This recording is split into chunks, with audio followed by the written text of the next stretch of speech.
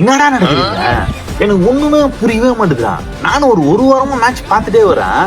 எல்லாமே சிஎஸ்கேக்கு ஏத்த மாதிரியே நடக்குது. எப்படி நடக்குது இதெல்லாம்? ஒருவேளை கொடுத்துருப்பாங்களோ? அதுக்கெல்லாம் வாய்ப்பே இல்லை. கொடுத்துருந்தா நம்ம ஜெயிச்சிருப்போமே. நம்ம எங்க ஜெயிக்கிறோம்? ஒரு டீமு குவாலிஃபை ஆகிறதுக்கு அந்த டீம் சப்போர்ட் பண்ணதோ இல்லையோ, மற்ற டீம் எல்லாருமே நல்லா சப்போர்ட் பண்றானுங்க. எங்காலும் தோத்து போயிடுறானுங்க. நேத்து பாக்குறேன் ஆர்சிபி வந்து பஞ்சாப் அடிக்கிறான், நைட்டு பாக்குறேன் டெல்லி வந்து ஆர்ஆர் அடிக்கிறான். சிஎஸ்கே எல்லாமே நம்மளுக்கு ஏத்த மாதிரி நடந்துட்டே இருக்குதா டேய். இன்னைக்கு நடக்கிற எஸ்ஆர்சி மேட்ச் கூட மட்டும் நீங்க தோத்துட்டீங்கன்னு வச்சுங்களேன், அதோட நம்ம தலையில துண்டு போட்டு போக வேண்டியதான். ஏடா போய் இந்த ஆர்சிபி சப்போர்ட் பண்றதுனால நீங்க கூட்டு வந்தீங்களா டேய்? என்ன மாதிரி வச்சிருந்தாரு தெரியுமா எங்க தலைவர், எங்களை ராஜா பகவத் மாரி இருந்தாண்டா.